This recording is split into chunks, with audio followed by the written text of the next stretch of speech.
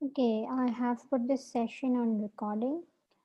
Um, as I told you in the morning, there were troubles with my internet connection, so I thought of sharing the rest of the lecture.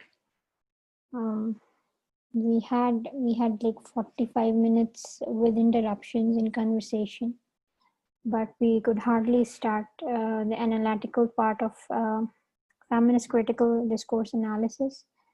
So I think my net is working better right now. So I'll put this lecture on the LMS once it is successfully recorded. Anyway, so in the morning, we talked about how the semester would go, and also about your midterm paper too.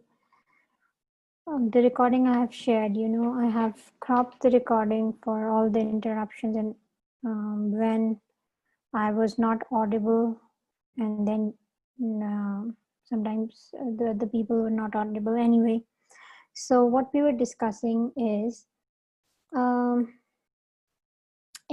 the analytical part. Okay, the theoretical part we have already done in the first class of FCDA. Okay, now there are two parts to every theoretical framework in a way that um, as far as the research is concerned, the theoretical part is your perspective. How do you look at the data?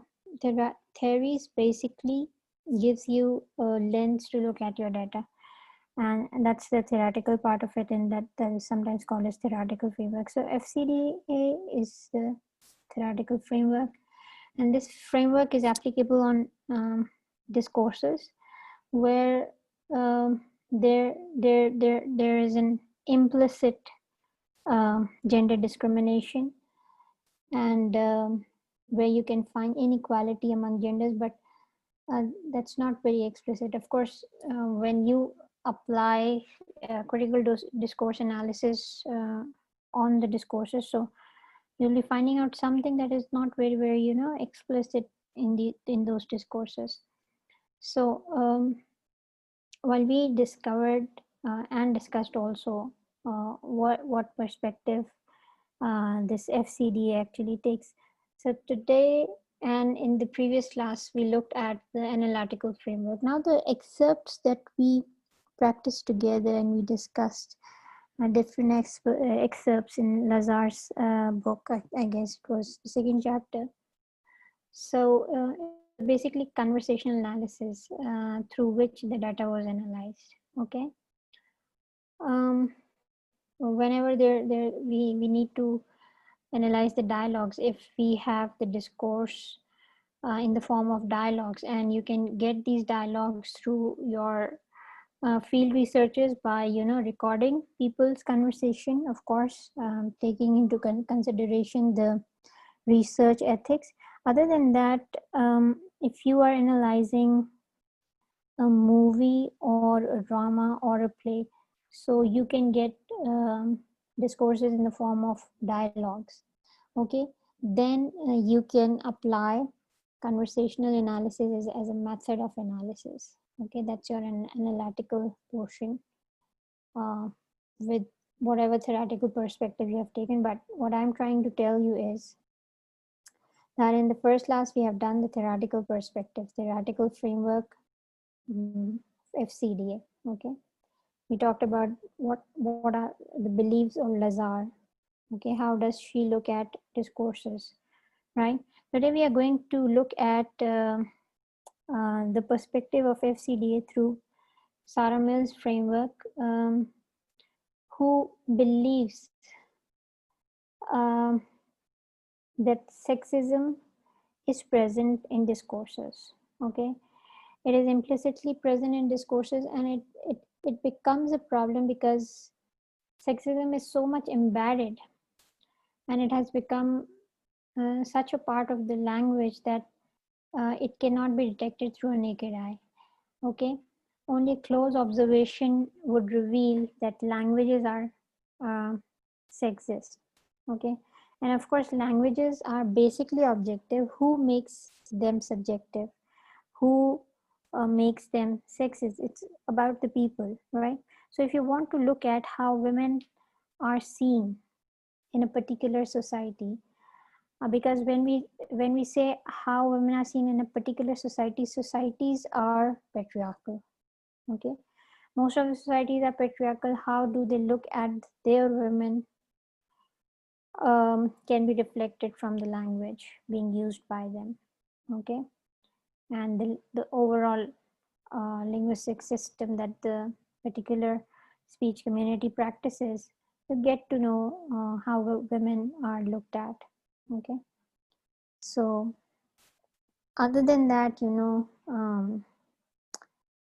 can find the women's place in other discourses also, in political and constitutional and religious discourses. You'll find out, right?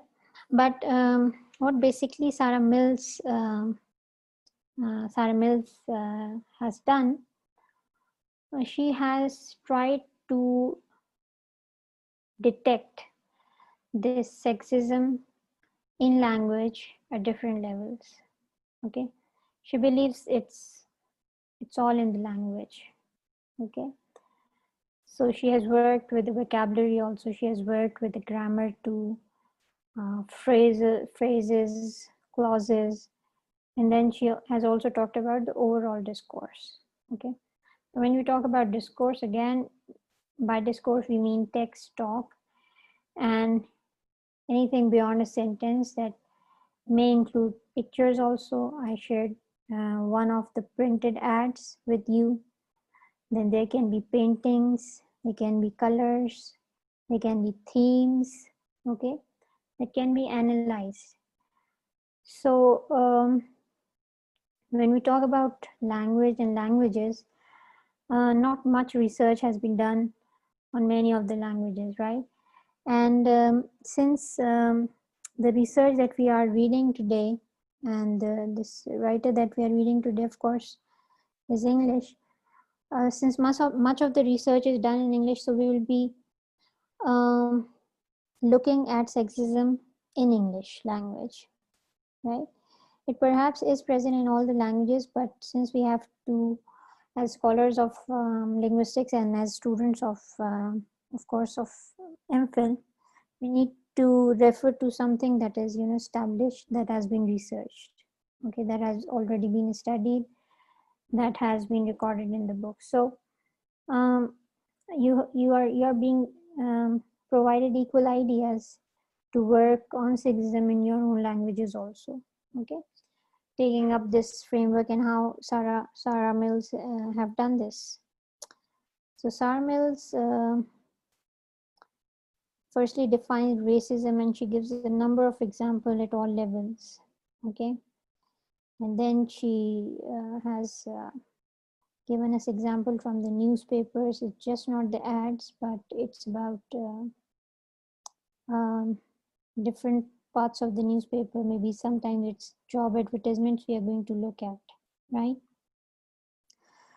Other than that, at the end of this lecture, I'll share my published paper with you, which is about women objectification. Okay, it's an analysis of discourse in the newspaper, right? I'll share it with you if I remember by the end of this lecture. So starting with Fcda, the analytical part, and I'm referring to Sarah Mills, and I've already sent the book to your CR. Now, what is sexism in language and why it needs to be found out, right? So basically, language use can present and perpetuate a particular view of women. Okay, so the use of language is just not something random. Okay, it basically, I told you that the languages of speech communities, the languages of societies would show you how do they look at the women, right? So this language use presents the view of the women, and it actually perpetuates this view of the women, and it is done by the language. Social practices comes later on. Firstly, it's the discursive practices that everything starts. And the result, the aim, as we have talked about, FCD's aim is to, transform the society, bring in some change. So that change also starts with the discursive practices. Social practices come later on, okay? Because the use of the language is a very strong component of any culture. What forms the language and how is it used by the people, okay? What opportunities of expression does a language give you, right? We'll also talk about Sapir-Whorf hypothesis. The students who have done like BS or Masters in with linguistics, they must have studied it in the subject of sociolinguistics, okay? We're moving on to how language becomes sexist. And when this language becomes sexist, it means it has the ability to present a particular view of the women and to even perpetuate what is being presented, right? So let's talk about what actually sexism is.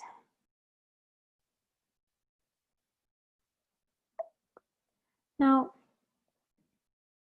sexism in language can be defined in a variety of ways, like, so we'll be taking one of the many definitions that Sarah Mills has also shared in her book.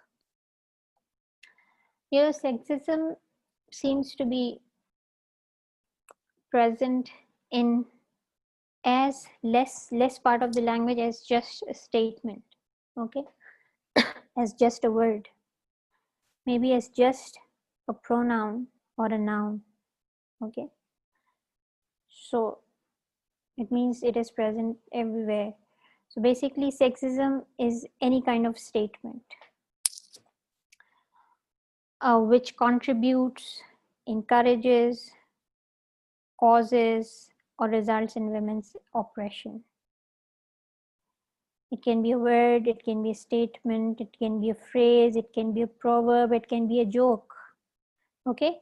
Humor can also be sexist. As we discussed racism, humor can be racist also, as we keep on, forwarding messages about particular ethnic group or speech communities, calling them, fools, maybe calling them something else, stereotyping people, right? So as racism can be present in the language and in humor also, similar is the case with sexism, okay? From word to full-fledged discourses, such as that of the jokes that people do in a particular community.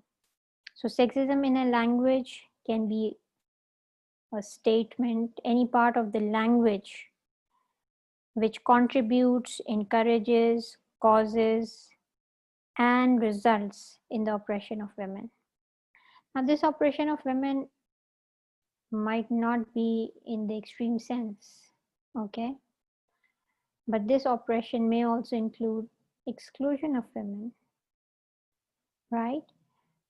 For instance, from many of the vocabulary items, also from many of the generic pronouns too. If I remember correctly, in the morning, Simon gave examples of, man is suffering from COVID-19, right? Man means humankind, okay? Humans, human beings. So practice makes the man perfect.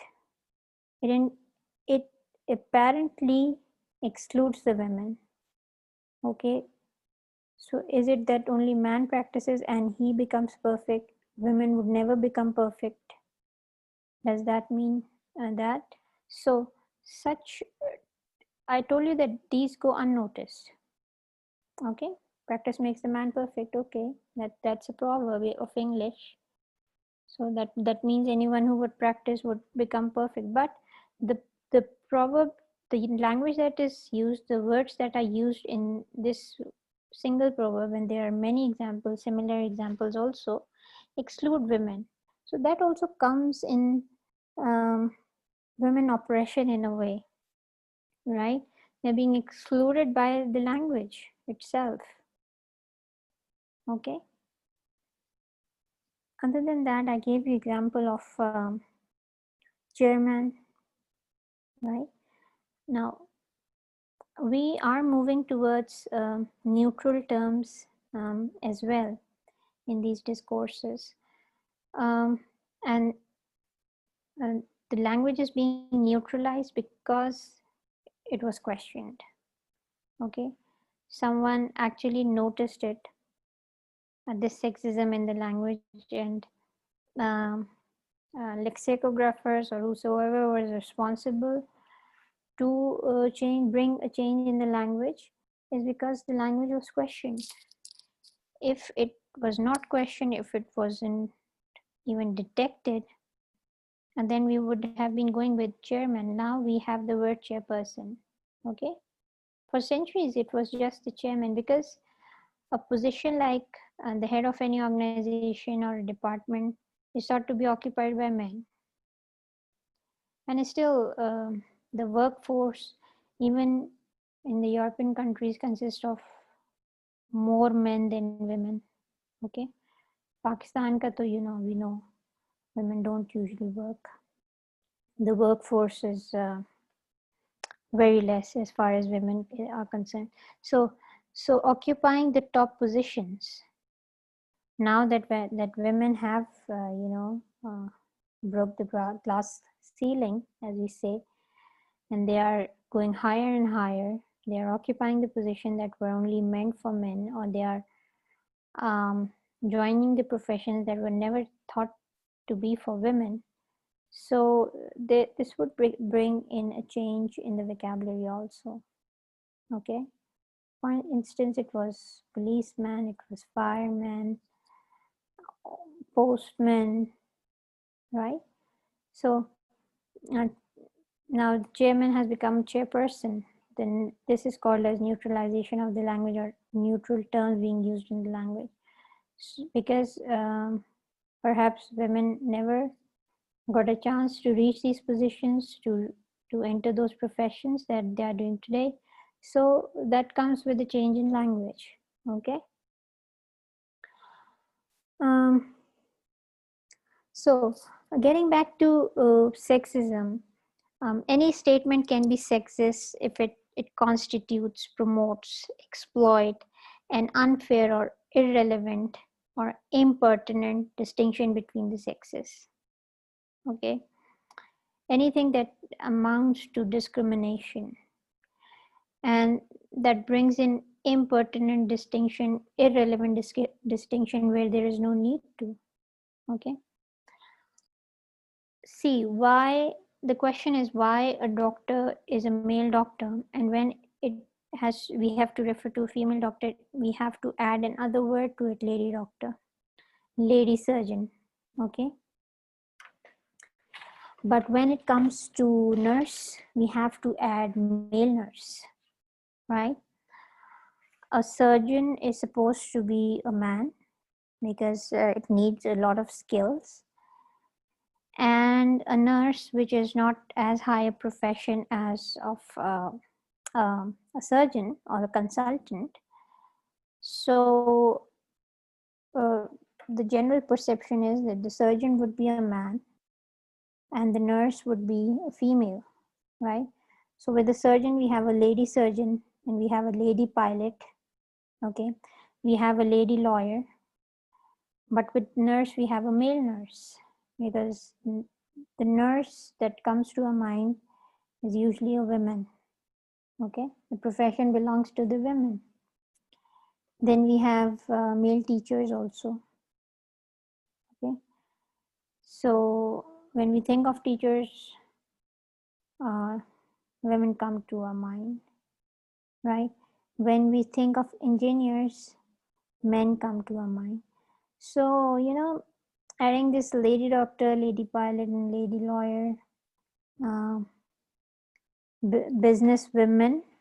Okay, previously it was only businessmen, and many a times you would only see businessmen, which would refer to both. So These distinctions are impertinent. Why do we have to differentiate? Why do we have to add something in order to tell that this profession is now um, of women also? This has become a part of women's life too. Women can also be as skilled as men can be. Women are as competent as men. So these are important kind of distinctions between the sexes that are perpetuated through the language, right? So Sarah Mills believe uh, that if we asked to what extent our perception of the world and what we understand as natural sex roles to be is in fact influenced by the language that we speak. And I've given you ample examples, okay? Because we speak such language, so you know there is a differentiation which ends in discrimination also, okay? And commonly you would see people would not prefer to go to lady surgeons until and unless culturally uh, you have certain limitations. Otherwise people would prefer to go male surgeons than to the lady surgeons, okay? um, Now why is it that um, our perceptions are influenced by the language we speak? um, it is related to theoretically it is related to Sapir-Whorf hypothesis. Now Sapir-Whorf hypothesis was given by these two sociolinguists. Now what they believe is that it's your language that gives you the limitations of expressions, okay? And it's the language that limits your thoughts and your perception. You cannot think beyond what your language allows you to, right? Now a Sapir-Whorf hypothesis basically has two parts, and we would be referring to linguistic determinism, okay? It has two parts, linguistic determinism and linguistic relativity. You must have done it at your undergrads level, okay? But linguistic determinism is as simple as language determines thought, okay? Whatever language you speak, it actually borders your thoughts. It gives boundaries to your thought. You cannot think beyond what your language allows you to, okay? So the speech community does not have a preformed way of expressing a certain concept. It follows that member of that speech community do not have that concept as part of their readily available knowledge about the world, okay? Now Sapir-Whorf has given some of the examples. They say that Eskimos have 20 words for snow, okay, because they have seen 20 forms of snow that we have not. Those who are not Eskimos, they don't have this in their vocabulary. For instance, in English we have few terms which are even lesser in Urdu: ice, snow, snowflakes. I don't know if you know more than those. Had you been here in my class, I would have asked you if you know more words in English about snow. But we don't. In any case, we don't know 20 different words for different kinds of snow. And then they gave examples of camels and of dates for the Arabs. Okay, because there are lots of camels in the Arab countries, so probably then they have a lot of knowledge about them, or they can talk about in a number of ways about the camel, right? And Sapir-Whorf hypothesis gave other examples also. Now, having said that, it means that language determines our thought.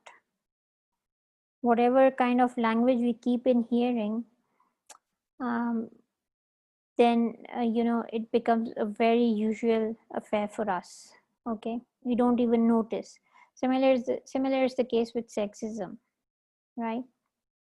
So whatever we keep on hearing through this patriarchal system, um, of course language is one part of it, so we become quite used to sexism in the language, right?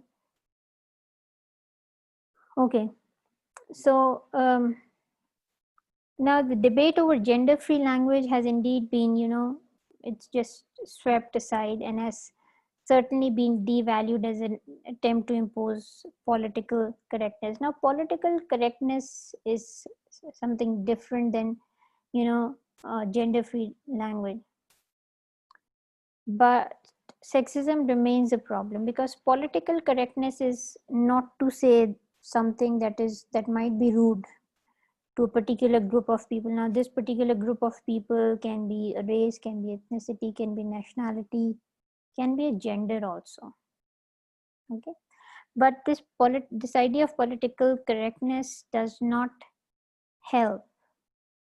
Okay, so the feminists or the proponents of FCDA or people who are against sexism in the language are working towards gender free language, right? So and Sarah Mills, detecting this sexism, also believes that most of the sexism is unintentional, right? People or men or the patriarchal system is not intentionally doing it. Okay, for example, when we talk about generic pronoun he, we always say he, whether it's he or she, but generally speaking, it's a generic pronoun. It's the unmarked term, as we call it in linguistics. Okay, there are marked terms and then there are unmarked terms. Since you're not there with me, so I assume that you know the difference. Okay. Now what happens is, when we believe that this sexism is not intentional, okay, the language works as it works, and this generic pronoun has just crept in, or these gendered nouns, as we are going to give look at some of the examples also, has just came to the language, and this is being used for centuries and go unnoticed because perhaps it's unintentional, right? So something which is unintentional is easier to change. Okay, so moving towards gender free language or a neutral language is or to reform the language is a possibility. And it's just not that it's only about saying that there is a possibility of transforming the language and making it gender free. We are seeing it actually happening in English language, at least. Okay, so change in the language, when it is not intentionally done, is easier than changing the whole of the discourses that are quite intentional, right? In the excerpts that we studied, people were actually making jokes about women. So that's some kind of an intentional thing. Okay, uh, the humor that we create that is racist might not be intentional at the end of the person who keeps on forwarding it. I don't do this, basically. I stop it there. But the person who is forwarding it he or she just does it to laugh, okay, with no serious intentions of racism or discrimination, but somewhere where it is created, or perhaps it is intentional by some people, okay, but not by all, but by some people. Whereas as far as change in changes in language are concerned, uh, in few vocabulary terms that I have given you example also, or using of generic pronoun, like now the neutral language tells us to be oblique when we do not on the other side. So that is not really intentional. So something that is not intentional, um, the chances are that we can change it. Okay, so there is a possibility of reforms. So Saram is starting with as small a thing as um, this generic pronouns he. Um, for instance, she has given the example when an author has completed his manuscript, he can send it to the publisher. So this is being assumed, and unintentionally so, that just a minute.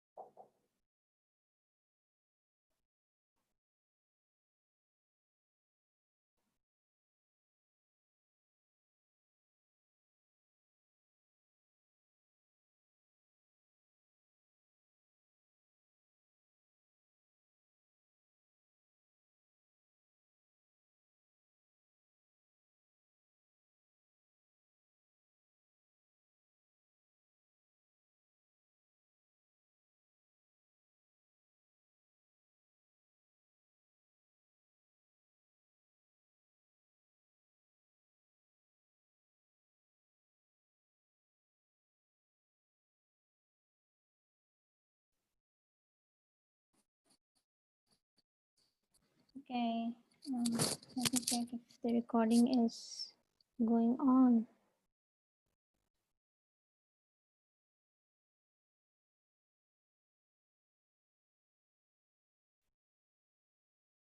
Okay, okay, yeah, the recording is going on. Anyway, let's get back to your screen share.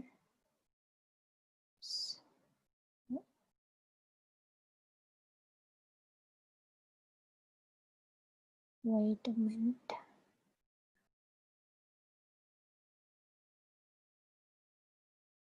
Okay, here we go.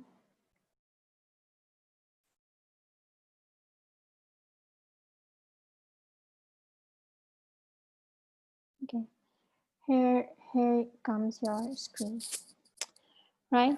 So Sarmils has taken out some generic pronouns, okay, and she has given the example when the author has completed his manuscript, he can send it to the publisher. Now this perhaps is very unintentional on the part of the editor, who has asked all the authors to submit it when their manuscript is completed. But see, the underlying assumption seems to be that authors can only be men, okay, and uh, they are the ones who actually write, okay, so they are asked to submit their manuscript.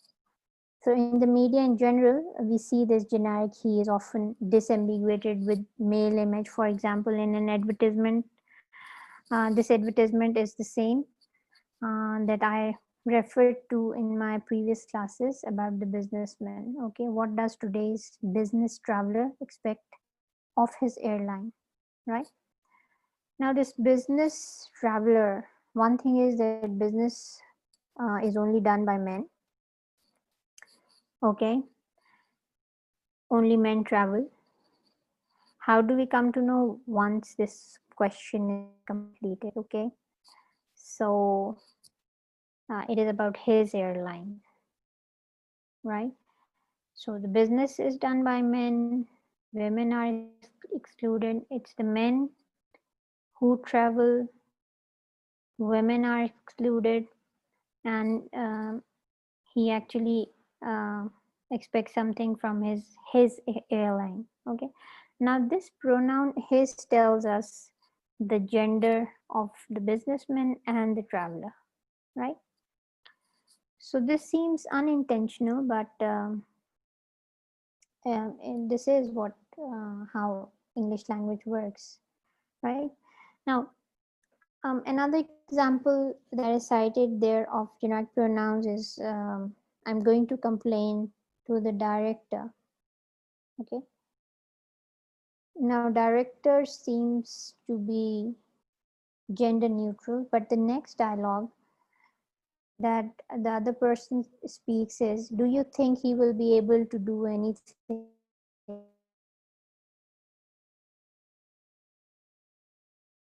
but it is being used for man, right? So then there are generic pronouns, nouns also. So what we are doing here is we are looking at the micro structures of the language, right? As minor as maybe the grammatical structure. So we see sexism or irrelevant differentiation between the two genders at such a micro level, such as that of pronouns and nouns. So we have these examples also. Sama gave us few. Sexist language is also that language which presents male-oriented experiences as generic or as a noun. Mankind. Okay. Um, Climate change is dangerous for the mankind. Okay. It implies, the implication is about, of course, about the human beings, both men and women, but this word is established word in the dictionary. Prehistoric man. Of course, there was an existence of prehistoric women also, but prehistoric men refers to prehistoric human beings. Okay. Then there are phrases which contain man, which are equally gender specific. For example, to be man enough. Okay. To be the right man for the job. To be the right person for the job can be gender neutral. Okay. But see, to be man enough, this phrase actually refers to the bravery also, to the aspect of bravery, to the characteristic of courage. Okay. And to be, good enough, to be able enough, to be competent enough, to be man enough. Okay. So the reference is not to the women, because with this phrase in English, the qualities of a human being that are being highlighted are actually thought to be the qualities that are found in man.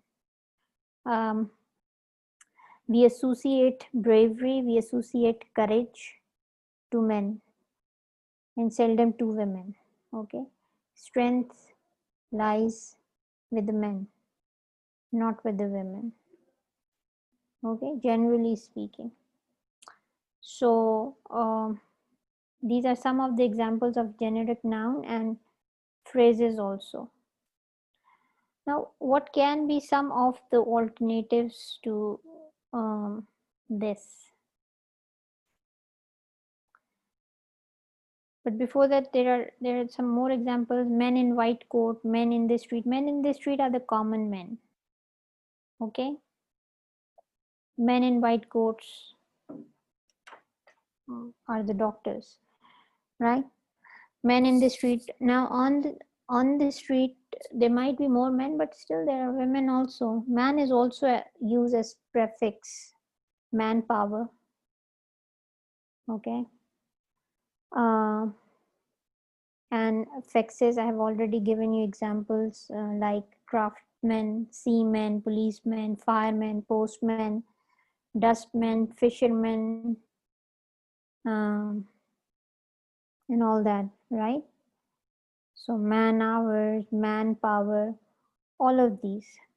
So Sarmal sees this as, racism, because this is irrelevant differentiation. There's no need to, differentiate. There should be some neutral terms. And what are those neutral terms? We are going to look at generic alternatives also, like craft worker, angler, police officer instead of policeman. Okay, craftsman, craft worker, firefighter, not fireman, postie instead of, postman. Okay, postie is for both. Refuse collector, refuse means the garbage collector. Okay, refuse man instead of saying refuse man, refuse collector also. Okay, so this is the movement towards uh,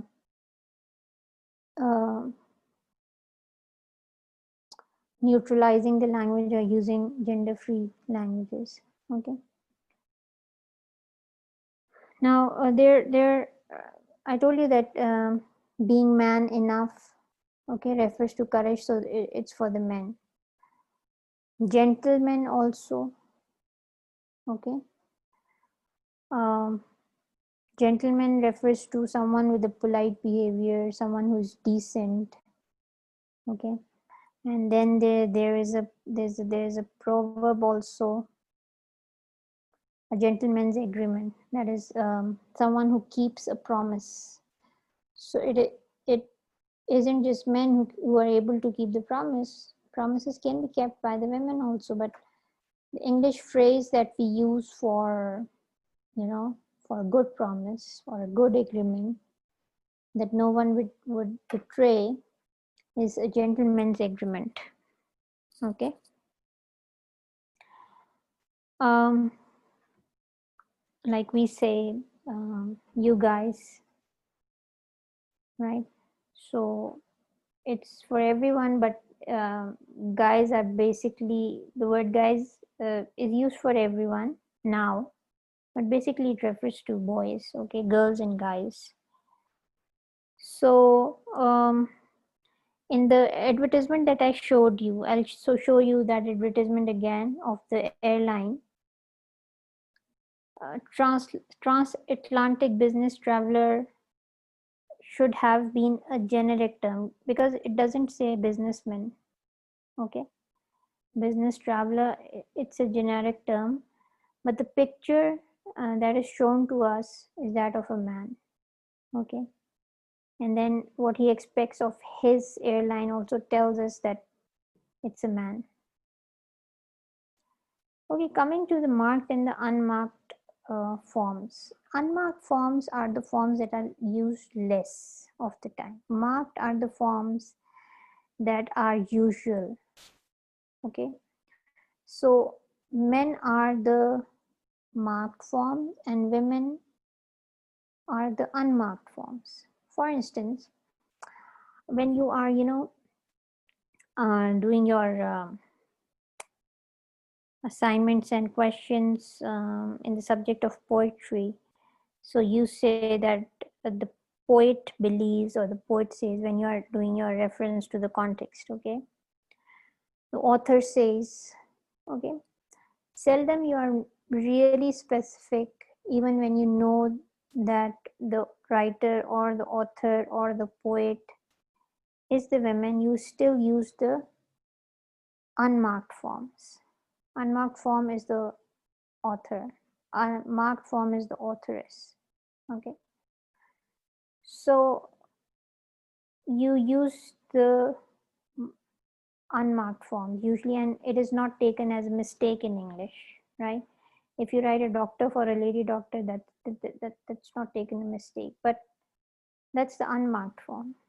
Okay, but when you are very particular as far as using gender in your language, then you have to um, take help from the marked forms, which are the unusual forms. Okay, now we talk about actors. She's a good actor. Okay, seldom we say that she's a good actress. Actor is an unmarked form. It can be used for both. Okay, so authoress, hostess, author is the unmarked, authoress is the marked form, host is the unmarked form, and hostess is the marked form. Similarly, stewardess, poetess, comedian, avitrix, lioness, right? All of these are marked from. Otherwise, for if you see a line, or if you see a line as in call it a line, it's okay. There's no problem with the language, but to be particular about genders, then you have to take help from the marked forms, which are unusual, and sometimes they sound odd also. The authoress says this, or she's an actress, right? um, so other than that um, the insult terms for women which relate to their sexual availability has been widely documented in English also and in Urdu also. Most of the swear words of this patriarchal society refers to women, okay, and just not to women but to their sexual availability. Okay, see all these terms, the swear words, the abusive terms that usually men use, but they refer to the women of the opponent. Okay, and just not to the women as a decent human being, but to her sexual availability, right? So, and I've seen this very common in most of the languages. In English, to in other local languages also, the abuse is related to mothers and to sisters, to the women of the family, basically.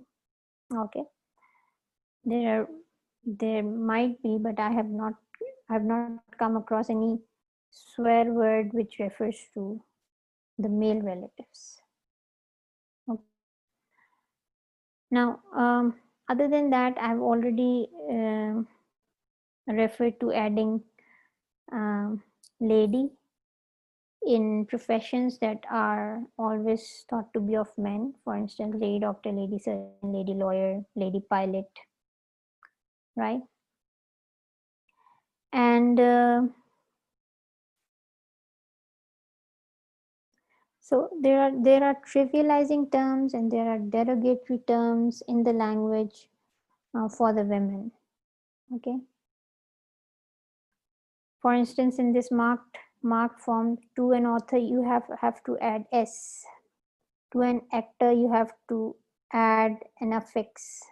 To steward ess. To poet ess.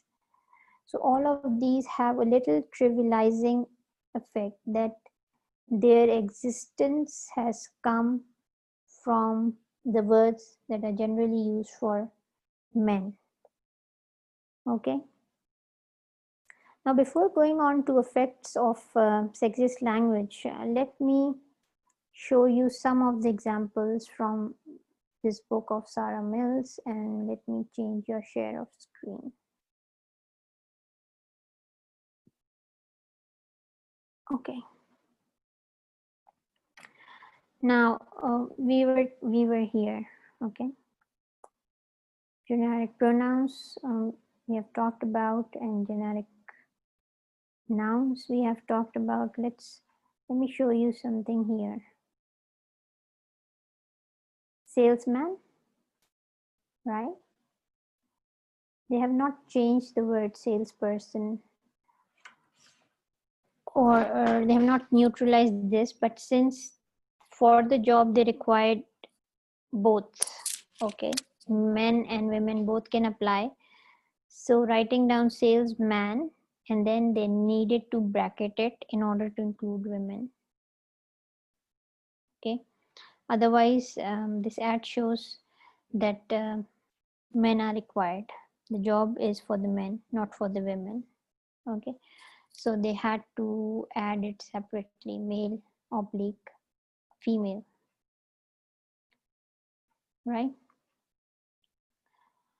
Now look at this. Your postman has the message about caring for our environment. Now he wants to share it with you.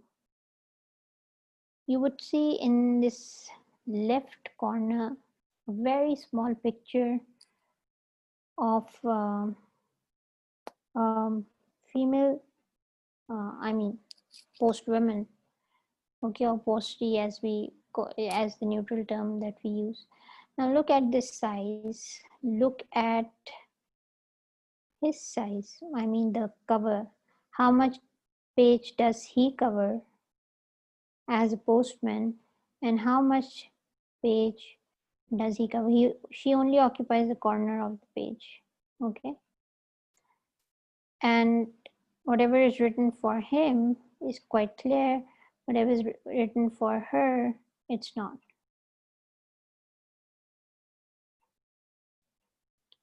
Right?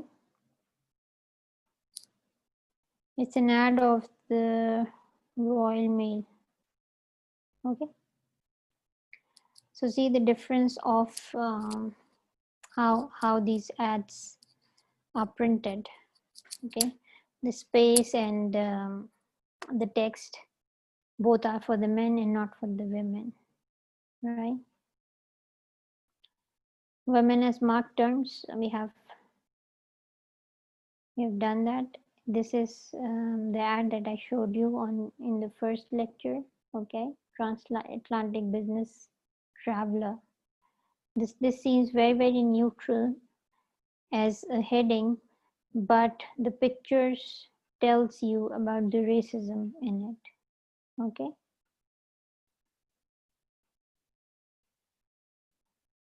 The inside text also, and of course, the picture also tells you that he's the business traveler. She's the one who is the delivery girl. She delivers the ticket.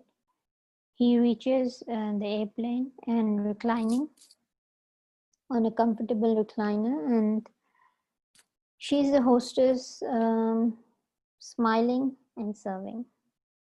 Okay. Now let's go to what happens. What are the effects of this sexist language? Okay, why is it important? Because we have discussed that these are embedded in the language and go unobserved, undetected, unquestioned. Okay, and oftentimes other than these abusive terms of course are intentional, but other than that, as minor as their presence in the grammatical structures seems quite unintentional and therefore can be reformed, right? But why is it important? What does this sexist language do actually? Why it becomes important to question it, to reform it, to transform it? So Sarah Mills says that it actually affects the women of that particular speech community where sexism is present in the language. Okay, because if sexism is present in the language, it means that it is present in the culture also, and most importantly and dangerously in the mind of the people, in their perception towards women. Okay, So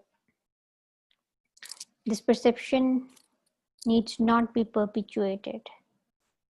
Okay, it needs to stop, and it would be done when the language is corrected, okay, or when the language is reformed and transformed. So what this sexist language does is it basically alienates the female interlocutors and cause them to feel that they are not being addressed. Okay, I told you that one of the ways of oppression is exclusion, is silencing. Okay, so she feels when a generic pronoun is being used, she feels she's not being addressed, she is excluded from the talk.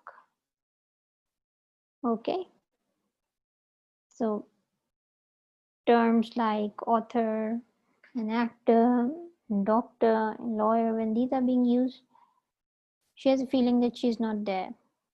When a generic pronoun he is used, she feels alienated, just excluded, just out of that conversation. And when we say that women are a part of the swear words or the abusive language, this may cause them to view themselves in a negative or a stereotyped way. Okay, they feel that there's something wrong with them, that that abusive words are made out of them, okay, or jokes are made out of them. There's no one else around who should be laughed at. Is it only the women, as far as we are talking about gendered humor, right? So what does it do? It makes the women feel negative about themselves in a society.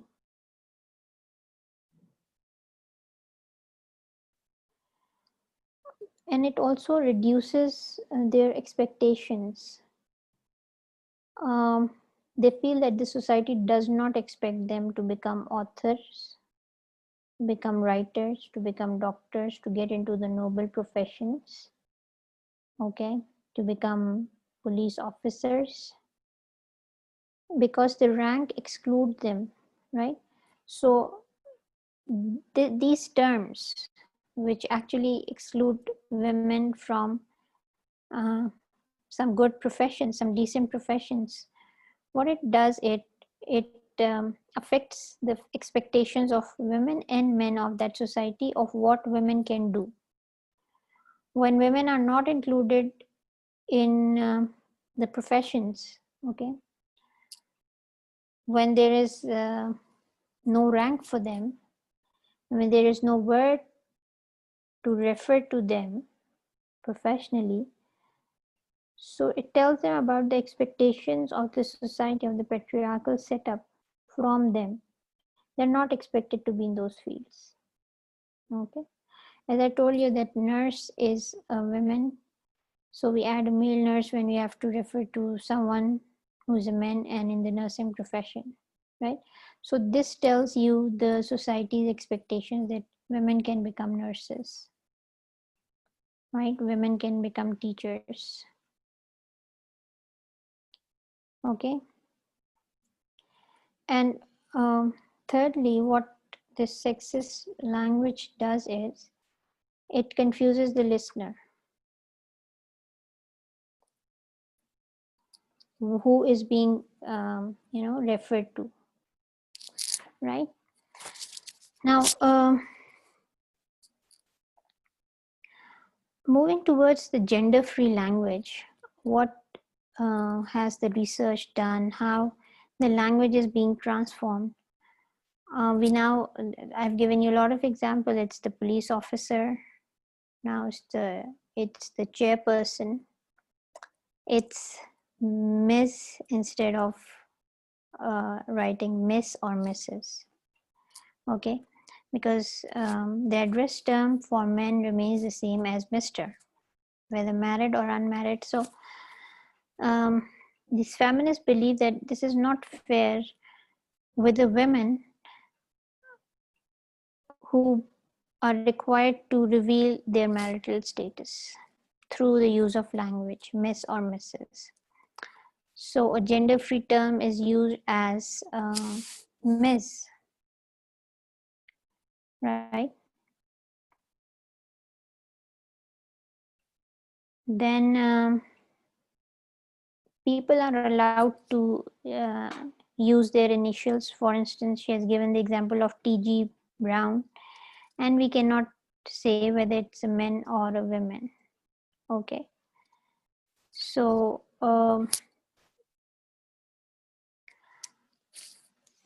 other than that, I told you that oblique can be used, as you have seen in the ad, salesman, male, female, oblique, male, female. If you want to use generic he, you may use it as S oblique he. That means including, just giving an impression that you mean both. You are including both. Okay. Now, the problem that she referred to through an example, when the author finished their manuscript, he may submit it to the editor, something like that. Now we can passivize it. Okay. When manuscripts have been finished, okay, instead of his manuscript, they should be sent to the publisher. So it becomes gender neutral. Okay. When we passivize it, it becomes gender neutral, right?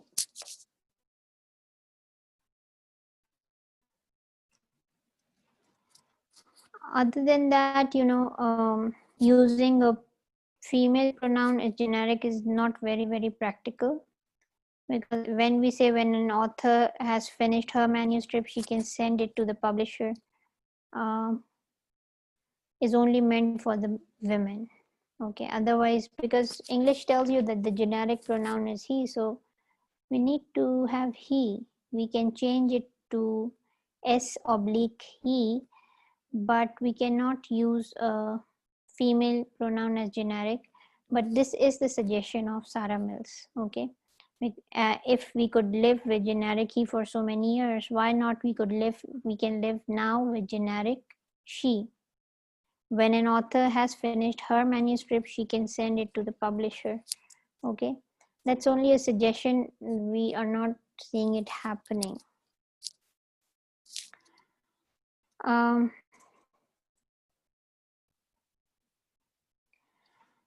Sarah Mills also suggests that if we are giving instructions to both the genders, we can use she, and in rest of the instructions we can use he, right? When she finishes the manuscript, he can submit it to the publisher.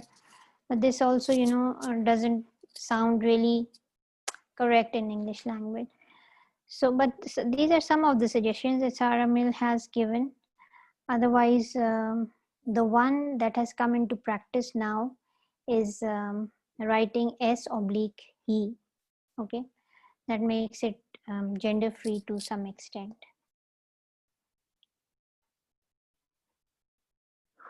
Okay, other examples that we usually find out at the level of words, right? When similar words do not mean the same for men and women. For instance, master, and the opposite is, or the feminine is mistress, but both have two very different connotation. Master shows authority, okay, but mistress does not have the same meaning, right? Mistress can be the one taking care of the children, but she is another woman other than the wife. Okay. Similar is the case with governor and governess. Governor is the boss of a province, heads the province, for a certain area, but governess is a babysitter. Okay. So similar is the case with bachelor and spinster. Okay, bachelor is an unmarried man, which sounds to be, young and handsome, not married, but the connotation of spinster is quite different. Okay, in spinster is a woman who has passed the age of marriage, and she is not good looking, and she's old. Okay, despite the fact that the language treats them as masculine and feminine. But the connotation again, see, if even the language apparently takes them equally as masculine and feminine, and the second language learners actually learn it like masculine and feminine, but uh, it goes beyond denotations. It goes beyond denotative meaning. The connotation is not equal. Okay, there's a problem with the connotative meaning, right? Other than that, whenever we pair masculine and feminine, the men comes first. Okay, and if we brings the women before the men, so the combination gets odd, because that is the practice that has been going on in English language. Sons and daughters, man and wife. Okay, as the priest in marriage ceremonies, he pronounces the couple as man and wife. Okay, husband and wife, brothers and sisters, man and women, lord and ladies, kings and queens, guys and girls, right? So whenever they are talked together, men are always talked about first. Okay, and Sarah Mill has given these examples. Other than that,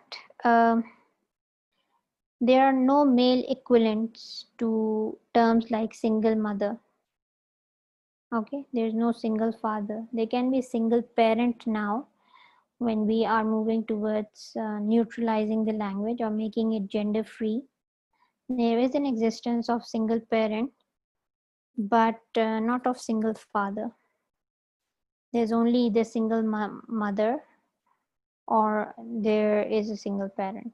Okay, working mothers, we don't have working fathers, because the assumption is that fathers are always working. Career woman, right? Career woman, we need to tell that the career has been taken up by the women, otherwise career are meant for men only. Okay, so some women would take up the career, some women would not take up the career, but all men will have some career, right? So whenever we talk about career women, we are specifically talking about a woman with a career. Otherwise there is no existence of career men. There's no existence of working fathers, because fathers are supposed to work. They are supposed to be the breadwinners. Okay, but when we have to say that some mother is working, so we add a term as working mother. Okay, now there is no female equivalent of family man, right? Because a man, women are always in the family, but a man, and that happens to be, that people really appreciate if someone is a family man, because he's taking care of the family, and he focuses on the family. So women focus is always on the family, so she is not a family woman. Okay, but there's a term and there's no equivalent term to family men about the women, right?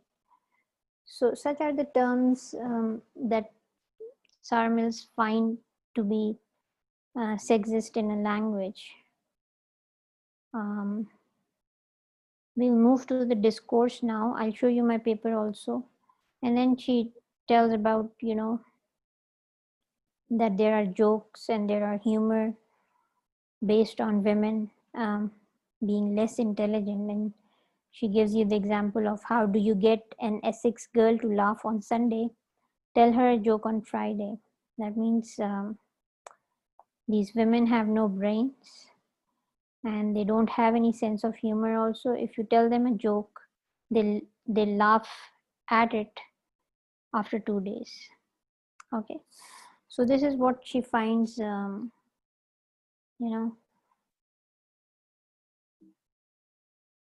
sexism in a language at different level. A joke is a whole discourse, right? So other than that, I'll show you my paper also. Let me check if I can share the screen. We'll discuss the paper. We'll go back to Sara Mills. We'll see some of its pages from the book. And then I guess we are done.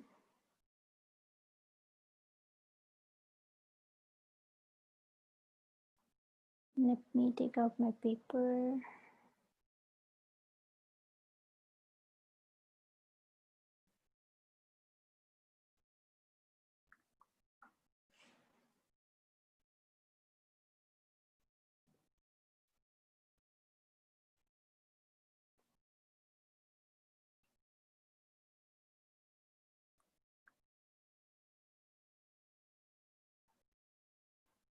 And this paper was published in, okay, here it is. Let me share.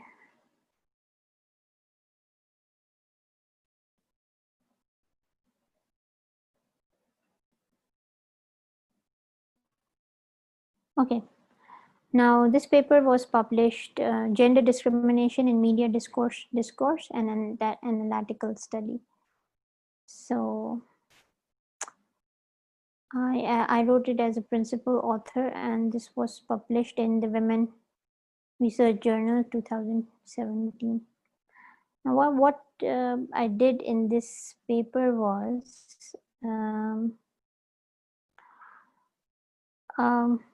I talked about sexual objectification of women. Okay. Now the discourse was a media discourse, and we found that there is a sexist patriarchy and sexual objectification. So I selected a text from the media discourse. It was about Hinna Rabbani's Khar's visit to India as Pakistan's foreign minister in 2011. This discourse is an editorial that appeared in an Indian newspaper. It is gendered both at the micro-analytical level of its words, use of idioms, syntactic structures, as well as the holistic macro level of analysis of discourse beyond the level of sentence and prevalent context. Okay. So I talked about sexual objectification, which is the depersonalization of an object with desires of an individual. Okay. And this theory was given by the theory of sexual objectification was given by Fredrickson and Roberts, 1997, right? So taking that forward, I just tell you what was the research methodology. It was discourse analysis of this editorial, right? We have taken this objectification as a theory, and we have worked with at the micro and the macro level, right? This is the theoretical framework. Let's move to what happens in the analysis. Do we have some pictures? No, we don't have some pictures. We have some words here. Now the title Pakistan's foreign minister's bags attention in Indian trip well informs the reader of the theme of the editorial. The lady foreign minister bags, that is, catches or wins considerable attention. Since it is known that the foreign minister at that time was a lady, therefore the common interpretation is winning attention through her looks, not by her performance as a foreign minister and a politician. The title in the very beginning reflects the objectification of Pakistan's foreign minister, who becomes the center of attraction, not because of her competence, but because of her beauty, looks, and elegant accessories. Right? Now, some of the words that were used for her accessories and styles were discussed. Okay.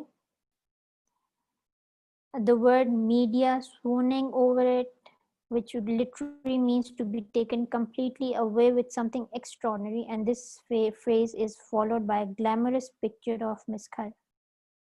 She's in fact objectified when she's looked at and evaluated. This object of pleasure, in other words, threw the media into swoon. Right?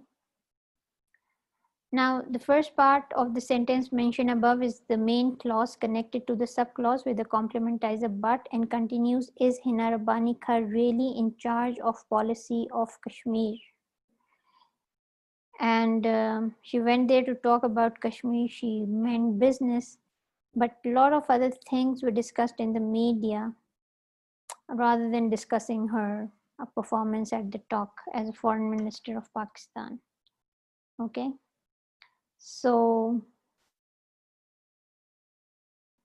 the next paragraph is, again, instead of starting with the proper names of the participants or concentrating on the agenda of the meeting between the two ministers, it starts with the name of Birkins, a brand whose bag was carried by Hina Rabbani Khar. So it talks more about her style and accessories because she is a woman, right? Then the words that were used to describe the media frenzy, erupted around her style. Such were the sentences used for her, okay? Meaning thereby she drove the media crazy by her stylish looks. So her accessories from head to toe are noted and described. The pearl necklace, elegant costume, okay? All of this.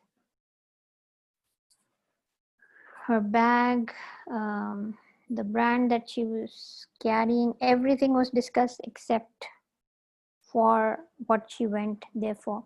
The age of both the foreign ministers is mentioned, but with two different purposes. The age of Miss Khar is told to signify her youth, to associate it with beauty, glamour, style, whereas the age of Indian foreign minister, Mr. Krishna, 79, shows his experience. Okay. So this is how a woman who means business, who is a minister, is sent as a diplomat by a country, but how does the media discourse look at her? Okay. Khar's glamorous turn triggered a media swoon and became the buzz of the subcontinent, chattering class. Triggered, frenzy, eruption. Look at the terms that were used in the particular discourse. Pakistan puts on its best face, right? That implies that Pakistan has tried to win over the talks through the beautiful face of her foreign minister. This is what at best Pakistan is capable of, okay? So this is putting Pakistan down through the media discourse. I told you that what is the function of using swear words, or what is the function of using abusive language, is to put the other person down. This is what this media discourse has tried to do. Pakistan puts on its best face, right? Using the women. Pakistan bomb lands in India. Okay, this is about Hina Rabbani Khar, right? The lady is equated to a bomb, so she's objectified, a destructive object which only serves to kill, and that too not a single person but a multitude of people at one time. Its best face. is well connected and in line with the lexical choice in the previous paragraph, where Khar's appearance sent the media in phone and resulted in the frenzy eruption.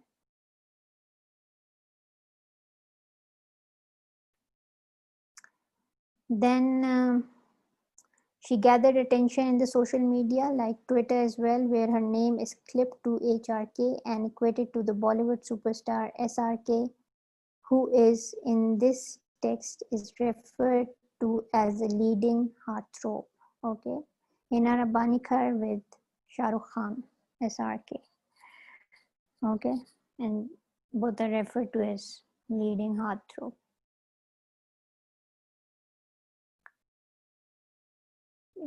The media also referred to through these words to her sex appeal. So there are a lot of things, right?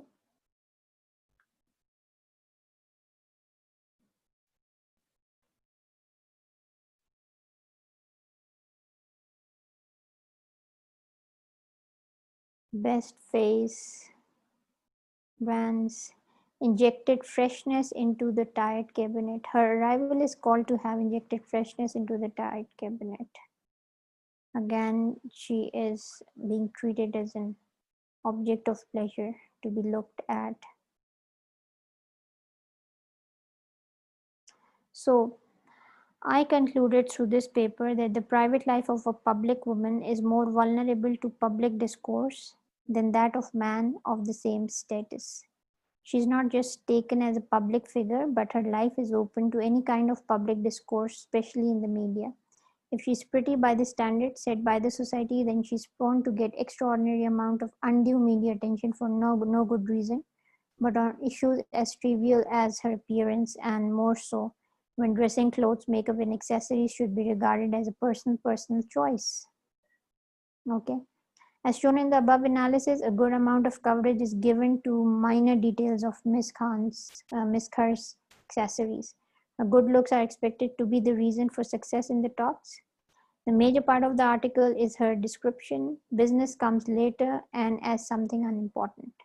She is termed as model-like minister for her charms and occupied the front pages of the papers as models do in the fashion magazines to attract the readers. She is admired for her looks and not for her competence as a foreign minister. Okay. So it's a good paper and much relevant to what we have been doing till now. Now let's get back to your book. Let me share your book here.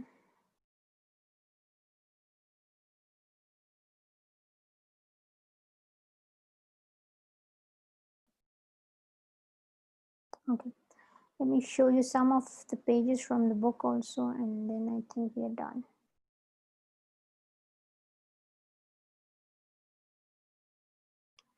Okay, we have talked about the effects. We have talked about gender-free language. What can be done?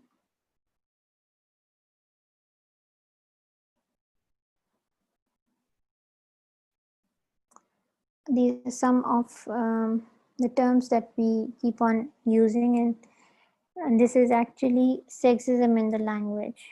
Okay. Whittling, bragging has given these example. Women make terrible drivers. Okay. Just a popular kind of perception amongst people.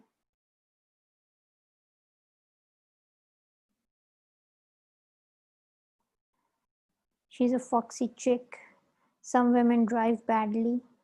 She's attractive. She's attractive. I've given you the whole paper about it, how women are looked at, how women make terrible drivers because drivers can only be men.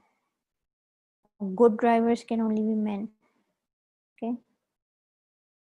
So there are a number of examples and some very interesting examples you can go through.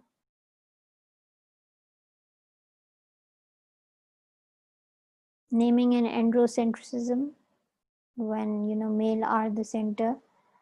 I've given you example of how men are referred first and women are referred afterwards, and there are a lot of other things that could not be discussed in a lecture, but you can read it by yourself also. Okay. And the semantic derogation of women, I've given you some examples here, that master and mistress and host and hostess and governor and governess, which might be equal, but their connotation is different. Denotation is equal, but the connotation is different. Masculine and feminine, we teach children masculine, feminine, not feminine, masculine, male and female, Mr. and Mrs., sons and daughters, and I've given you examples, guys and girls, lord and lady. So always men precede women in English language. Okay, I've given you these examples also, and I've discussed it: single moms and working mothers and career women and unmarried mothers, all that. Now look at this ad of I think this is an ad of cigarette. How can such a skinny little thing taste so fantastic? Try the slimest slim and see. Slimmest slim and see. We do not know if this is referring to the object, the cigarette, or to the lady. Okay, try the slimmest slim and see. Right? And it is about the taste, and that is fantastic, but leaving some ambiguity here. Endearment terms and diminutives. These endearment terms, baby and doll and chick and pet and flower and petal, all these are used for women. There are no endearment terms for men in English language. Okay. Euphemism and taboos, you can read it by yourself. These ads too.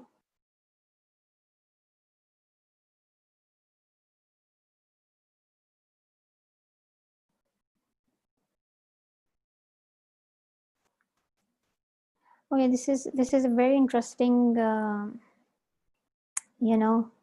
someone who joins the field of nuclear weapons.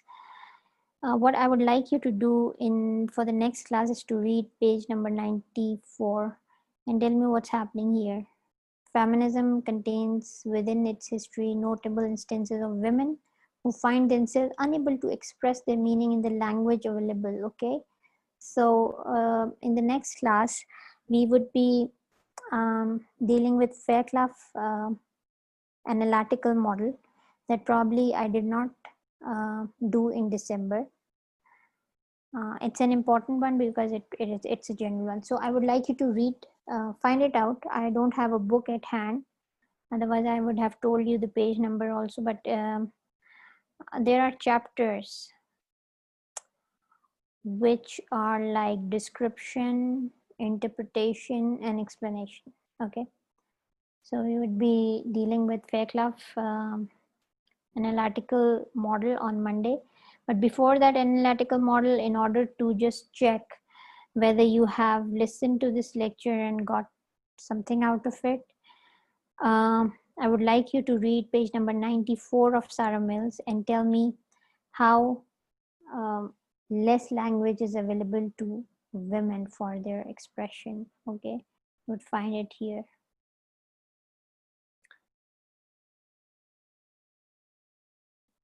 So your homework is basically to read page 94, 96. Okay, just read page 94, okay? The strategies also.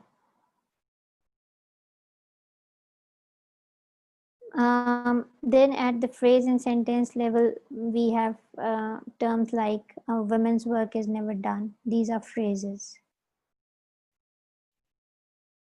Okay. A woman's place is in the struggle. All that.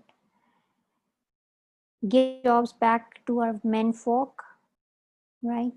I would like you to discuss the one on page number 94 here. Okay. Yes, 94. About how a girl is unable to express herself through the use of language. The language is not available to her. And in chapter 5, I would like you to discuss give jobs back to our menfolk. Okay. Are you happy with your looks?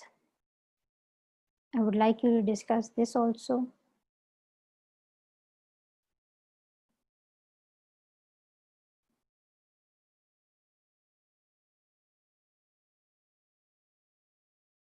So that's it. Okay. I think I've given this transitivity, Halliday's transitivity in for your presentations. Maybe I don't remember, but we have done it somewhere.